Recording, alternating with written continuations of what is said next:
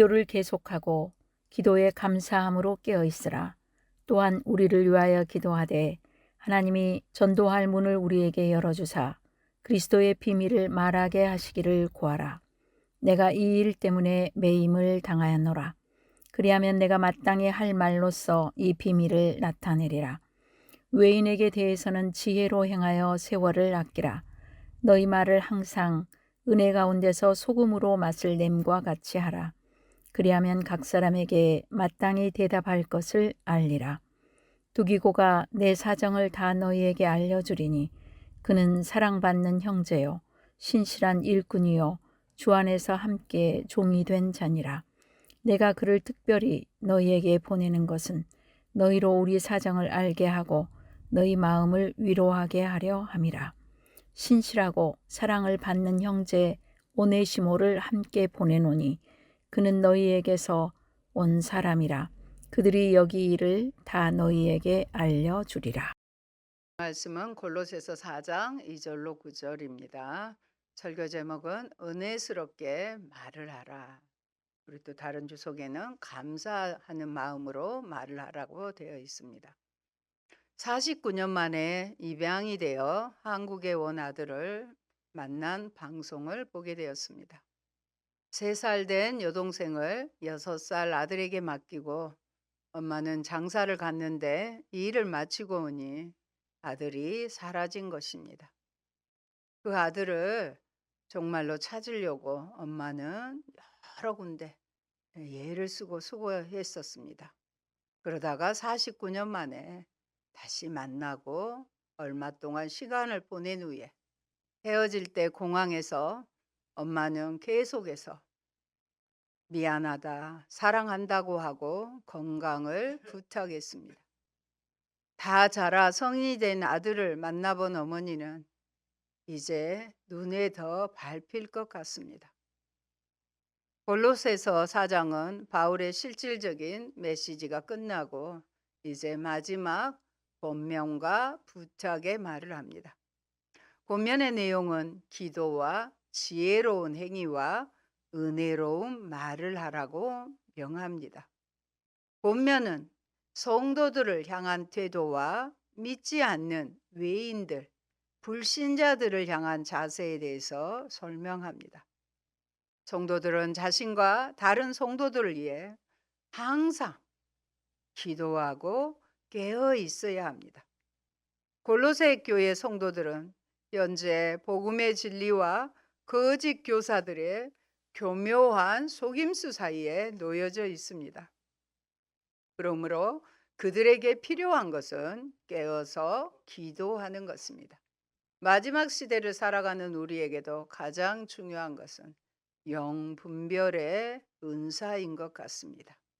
영분별의 은사는 어떻게 하나님 주시느냐? 기도할 때, 우리가 구할 때 하나님 영적인 것을 진리 가운데 분별하게 해 주십시오 하고 기도할 때 주시는 것입니다.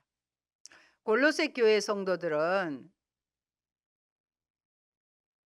그리고 불신자들을 향해서 지혜롭게 행동하고 은혜로운 말을 하여 복음에 합당한 모습을 보이라고 합니다. 바울은 이 서신을 두기고와 오네시모를 통해서 골로새 교회에 보냅니다. 마지막 권면의 내용입니다. 첫 번째, 성도들에게는 계속해서 기도하라고 합니다. 2절 말씀 봅니다. 기도를 계속하고 기도에 감사함으로 깨어 있으라. 항상 깨어 감사로 기도하는 것에 지속적으로 힘쓰라고 당부합니다. 바울은 먼저 그 자신이 성도들을 위해 쉬지 않고 기도한다고 편지 서두에서 밝혔습니다. 이제 성도들도 계속해서 기도하라고 명합니다. 계속하라는 헌신된 혹은 준비된 이라는 뜻을 함축하고 있습니다. 계속하라는 명령에는 단지 시간적으로 쉬지 말고 계속하라는 뜻이 아닙니다. 바울은 성도들이 계속 기도할 뿐만 아니라 언제든지 누구를 위해서라도 기도할 수 있는 헌신되고 준비된 자가 되기를 원합니다. 바울은 기도에 깨어 있으라고 보충하여 말합니다. 깨어 있으라는 것은 종말론적인 경각심을 강조하는 것입니다. 이 경각심은 그리스도의 재림을 기다리는 것으로 깨어 있는 것과 더불어 거짓 교사들의 속이는 가르침에 넘어가지 않도록 깨어 있는 것을 말합니다. 특히 감사함으로, 기도로 깨어 있어야 합니다. 왜냐하면 그들은 흑암에서 건짐을 받아 아들의 영광스러운 빛의 나라로 들어가게 되었기 때문입니다. 바울은 성도들이 항상 감사하고 기도하는 자가 되기를 원했습니다. 바벨론 포로의 10대의 소년으로 끌려간 다니엘은 하루 3번 예루살렘을 향하여 감사함으로 기도했습니다. 그 결과 사자굴에도 들어갔지만 건짐을 받았고 80대가 되도록 나라가 바뀌어도 지도자의 자리에서 통치할 수 있었습니다. 사람들은 권력자들에게 뇌물을 주고 금품을 수수하게 함으로 좋은 자리와 유익을 차지하려고 하지 않습니까? 그 결과 그들의 치부가 드러나 지금 나라가 어지러운데 사람이 아닌 하나님께 기도하여야 합니다. 기도의 위력도 대단하지만 감사함으로 드리는 기도는 더 주님을 영광스럽게 합니다. 감사와 깨어 있음은 기도를 바치는 두 기둥입니다. 기도 생활을 권면하는 기회에 이제는 자신을 위한 중보 기도를 당부합니다. 3절, 4절 같이 보십니다. 또한 우리를 위하여 기도하되 하나님이 전도할 문을 우리에게 열어주사 그리스도의 비밀을 말하게 하시기를 구하라. 내가 이 일 때문에 매임을 당하였노라. 그리하면 내가 마땅히 할 말로써 이 비밀을 나타내리라. 아멘. 바울은 특별히 우리를 위해서 기도해 달라고 부탁합니다. 여기서 우리는 바울 자신과 그의 동역자들을 가리킵니다. 특별히 디모데와 에바브로를 염두에 두고 있습니다. 아마 감옥 안에서 복음을 또 효과적으로 전할 수 있는 기회를 열어주시라는 것이기도 합니다. 바울은 어디서든지 때를 얻든지 못 얻든지 복음을 전했습니다. 그러면서 감옥에서도 복음을 전하기 위해 이 일 때문에 매임을 당하여 갇히게 되었다고 합니다. 기도의 목적은 감옥에 갇힌 자신의 안전과 평화를 위한 것이 아닙니다. 전도의 문을 열어주시기를 원하는 것입니다. 이것은 감옥 안에서 효과적으로 복음을 전할 수 있는 기회를 얻게 되기를 원하는 것입니다. 아마도 재판정에서 자신을 위해서 변론할 기회가 있을 것입니다. 그것조차 복음을 전하는 기회가 되기를 원합니다. 전도는 사탄과의 싸움이기도 합니다. 왜냐하면 전도란 하나님 나라와 사탄의 세력과의 싸움이기 때문입니다. 그렇기에 복음을 전하기에 이 땅에 오신 주님은 하나님의 아들이심에도 불구하고 쉬지 않고 기도하셨습니다. 뿐만 아니라 바울은 감옥에 갇혀 있지만 비교적 자유롭게 사람들을 만날 수 있었습니다. 이제 갇혀 있을 때에도 그곳에 있는 사람들에게 복음을 전하려고 갇히게 되었다고 말합니다. 바울은 오로지 복음을 위해서 헌신된 자입니다. 여러분, 기도하고 기도해 주어야 합니다. 하늘 자원 외에는 우리가 뜻대로 살 수 있는 길이 없음을 인정하라는 것입니다. 기도할 때 감사할 수 있고요. 기도할 때 깨어 있을 수 있습니다. 기도하지 않아도 되는 무난한 삶은 결코 축복이 아닙니다. 간절한 기도가 필요 없을 만큼 안전한 삶은 없습니다. 또 바울은 자신들을 위해 기도를 요청합니다. 특별히 하나님의 비밀인 예수 그리스도를 더 전할 수 있도록 전도의 문이 활짝 열리기를 함께 기도하라고 합니다. 우리는 기도할 때 하나님이 역사하신다는 것을 믿는 사람입니다. 그래서 복음을 전하는 것은 사명이며 그 사명을 감당하는 것이 생명이기 때문입니다. 둘째, 외인들, 불신자들과의 관계에서는 어떻게 지혜롭게 행하라고 합니다. 이제 믿지 않는 불신자들을 대하는 태도에 대해서 설명합니다. 그리스도인들은 믿지 않는 자들을 대할 때 지혜롭게 행동하고 은혜로운 말을 해야 합니다. 모든 지혜와 지식은 그리스도 안에 있습니다. 그러므로 그리스도의 복음에 합당하게 행동하는 것이 곧 지혜롭게 행하는 것입니다. 지혜는 거짓 교사들의 교묘한 말과 대조가 됩니다. 지혜는 이방인들을 그리스도에게로 인도하는 것이지만 교묘한 말은, 거짓 교사들이 주장하는 교묘한 말은 성도들을 속여서 그리스도로부터 오히려 떠나게 하는 것입니다. 먼저 불신자들에 대해서는 지혜롭게 처신하여 세월을 아끼라.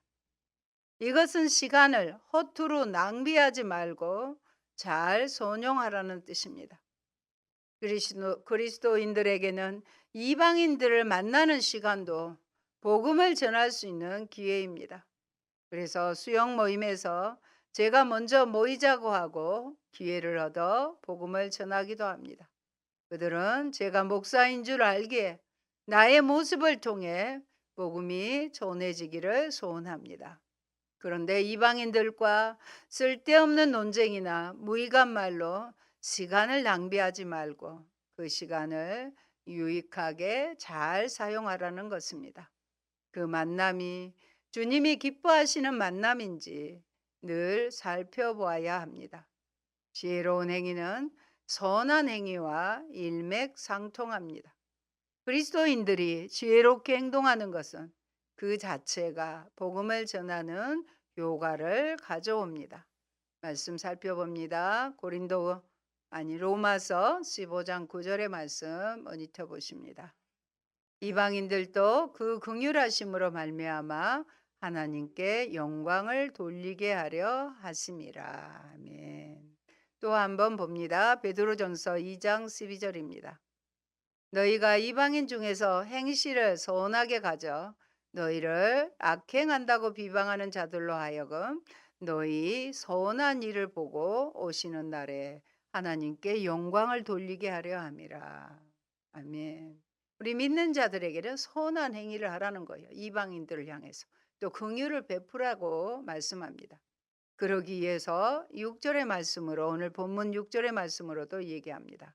너희 말을 항상 은혜 가운데서 소금으로 맛을 냄과 같이 하라. 그리하면 각 사람에게 마땅히 대답할 것을 알리라고 합니다.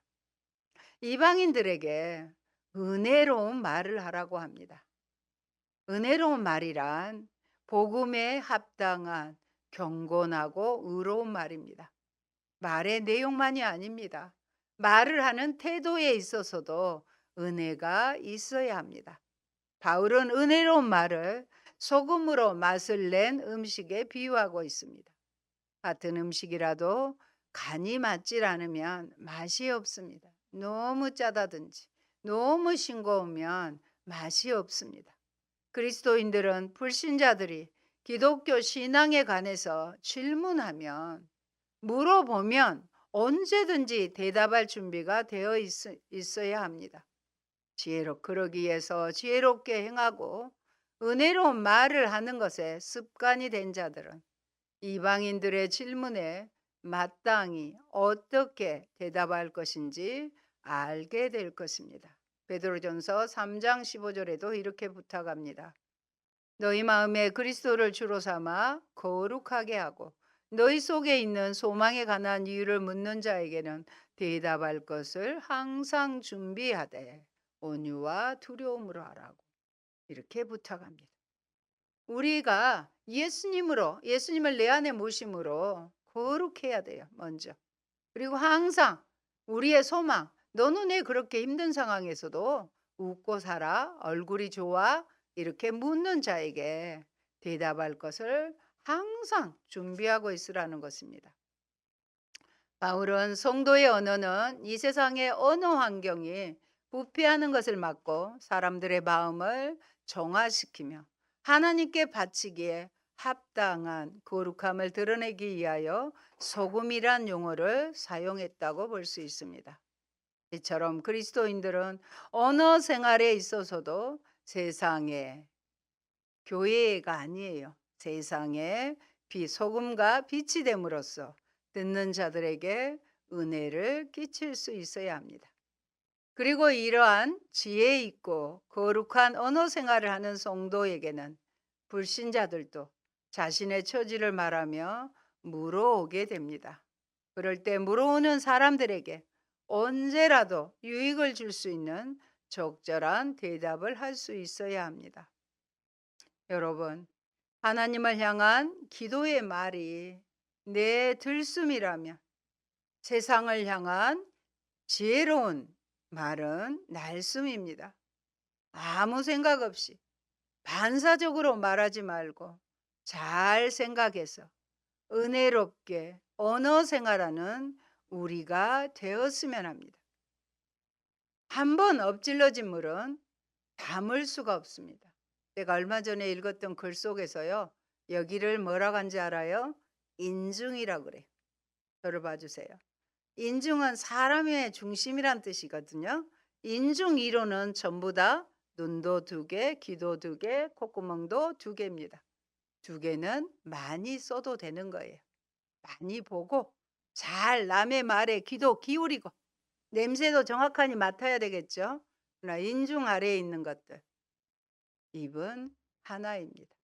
이 말은 무엇일까요? 많이 듣되 말을 아끼라. 오늘 본문의 말씀대로 한다면 은혜롭게, 믿는 자답게, 지혜롭게 하기를 원하는 것입니다. 그래서 이게 인중의 뜻이었구나. 인중인 줄 알았는데 그런 심오한 뜻이 있었구나 하는 것을 깨닫게 되었습니다. 만일 하나님께서 여러분을 들어 귀하게 사용하기를 원한다면 우리는 천하게 그냥 보통이 아니라 하나님께서 귀하게 쓰임 받기를 원한다면 우리의 평소 생활이 거룩함과 지혜로 가득 차도록 늘 힘쓰셔야 합니다. 말씀을 보되 늘 곁에 두고 묵상하십시오. 그리고 아무리 작은 말이라도 무익하거나 불결한 말을 삼가하고 은혜로운 언어를 사용하시기 바랍니다. 셋째, 끈 인사로 두기고와 오네시모를 보냅니다. 7절 보십니다. 8절까지 두기고가 내 사정을 다 너희에게 알려주리니 그는 사랑받는 형제요 신실한 일꾼이요 주 안에서 함께 종이 된 자니라. 내가 그를 특별히 너희에게 보내는 것은 너희로 우리 사정을 알게 하고 너희 마음을 이루하게 하려 함이라. 바울은 이제 소신을 마무리하면서 성도들에게 마지막 인사의 말을 합니다. 이 편지를 성도들에게 전달하고 바울의 사정에 대해서 설명하도록 두기고와 오네시모를 보낸다고 말합니다. 성도들은 그들의 지도자인 에바브로가 바울에게 간 후에 그 소식을 기다리고 있었을 것입니다. 그 당시에는 그랬잖아요. 지금처럼 핸드폰이나 카톡 있던 시대가 아니잖아요. 전화조차 없던 시대잖아요. 사람이 직접 가야 되는 시대였습니다. 고대인들은 주로 글보다는 말로 소식을 전했습니다. 중요한 메시지는 글로 써서 보내고 자신에 관한 여러 가지 사정은 두기고를 통해서 들으라고 말합니다. 그러면서 두기고를 소개합니다. 그는 사랑받는 형제다. 신실한 일꾼이다.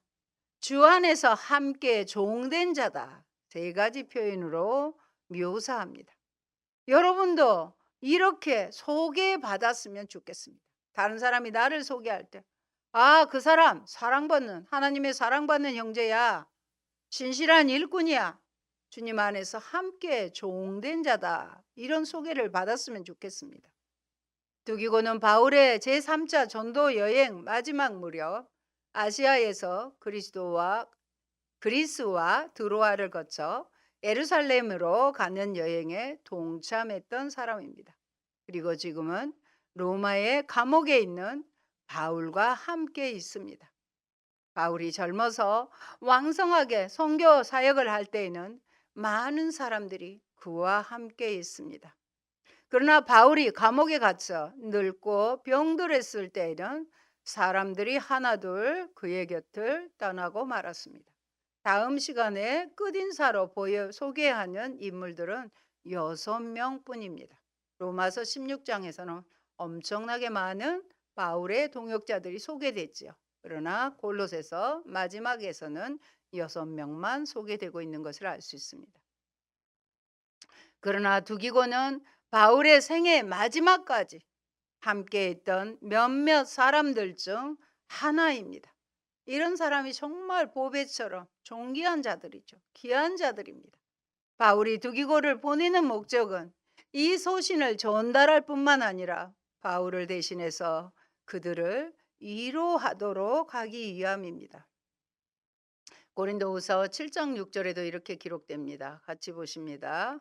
그러나 낙심한 자들을 위로하시는 하나님이 디도가 옴으로 우리를 위로하셨으니. 아멘. 우리는 살다 보면 낙심할 수 있잖아요. 그럴 때 하나님은 디도를 보냈습니다. 하나님은 어려움에 처한 자들을 위해 직접 사람을 보내서 위로하시기도 합니다. 오늘 본문에서는 두기고와 더불어 오네시모를 함께 보내고 있습니다. 9절 오네시모를 소개합니다. 같이 보실까요? 진실하고 사랑을 받는 형제 오네시모를 함께 보내노니 그는 너희에게서 온 사람이라. 그들이 여기 일을 다 너희에게 알려주리라. 오네시모는요, 신실하고 사랑받는 형제이며 너희에게서 온 자라고 말합니다. 그가 골로새 교회 출신인 것을 말해줍니다. 오네시모는 골로새 교회의 성도였던 빌레몬의 종이었으나 지금은 주인을 버리고 도망쳐 로마에 있는 바울에게로 갔습니다.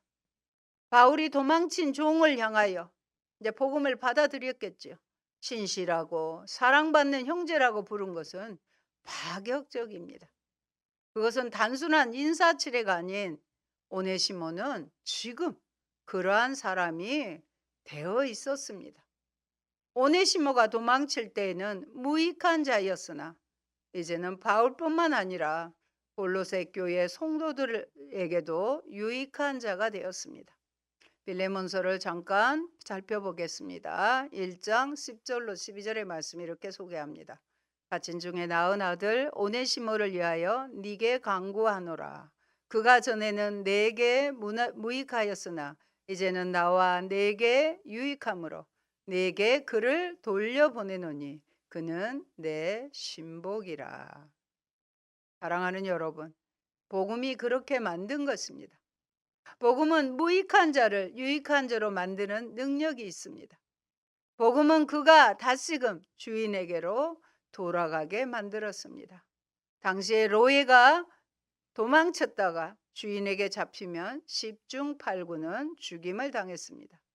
바울이 빌레몬에게 오네시모를 잘 대해주라고 부탁하긴 했지만 그가 다시 주인의 노예로 돌아간다는 것은 분명 결코 쉬운 결정이 아니었을 것입니다. 바울은 그를 보내면서 사로잡혀 돌아가는 도망친 노예로 취급하지 않고 오히려 그들에게 사자로 메신저로 보내고 있습니다. 이어서 빌레몬 16절 17절에도 이렇게 소개합니다. 이렇게 부탁합니다. 이후로는 종과 같이 대하지 아니하고 종 이상으로 곧 사랑받는 형제로 둘 자라. 내게 특별히 그러하거든 하물며 육신과 주 안에서 상간된 내게랴. 그러므로 네가 나를 동역자로 알진대 그를 영접하기를 내게 하듯 하고 빌레몬에게 바울은 부탁을 드리는 것입니다. 여러분, 바울은 골로새 교회에 두기고와 오네시모를 추천합니다. 만일 여러분이 하나님께 한때 잘못하고 실수한 것이 있더라도 그 실패한 자리에 주저앉아 영원히 쓰러져 있지 마시기 바랍니다. 그리고 집 나온 탕자가 아버지의 집으로 돌아가듯이 회개하는 심령으로 돌아가 그 품에 안기시기 바랍니다. 바울은 정작 위로가 필요한데 감옥 안에 갇힌 바울일진데 자기 걱정보다 성도 걱정을 먼저 하고 있습니다. 힘겹지 않은 것은 아니었을 것입니다. 하지만 정말 우리를 낙담하게 하는 것은 상황이 아닙니다. 우리는 그냥 상황이 어려워서 내가 낙심된 것 같지만 그렇지 않습니다. 의미 있는 고난으로 여기는 이들에게 절망은 없습니다. 모든 것은 하나님의 허락하신 가운데 이런 상황이 일어났기 때문에 절망이 없는 것이에요. 욥을 보세요. 욥이 그 고난 속에서도 하나님이 허락하셨잖아요. 우리는 성경을 알고 있잖아요. 그런 자들은 절망하지 않는 것입니다. 주신 자도 여호와시요 걷어 가시는 자도 여호와라고 이렇게 고백할 수 있어야 되는 것입니다. 동역자를 귀하게 여기는 사도의 태도가 참 보기에 좋지 않습니까? 하나님께서 오늘 나를 통해 누구를 위로해 주시기 원하실까요? 사랑하는 성도 여러분, 골로새 교회는 감옥 안에서 감옥 밖에 있는 자신들을 염려하는 바울의 애틋한 사랑을 잊지 말고 바울과 복음을 위해 기도하는데 힘써야 할 것입니다. 올 한 해를 마무리하며 안부와 사랑을 전할 사람들을 떠올려 보시기 바랍니다.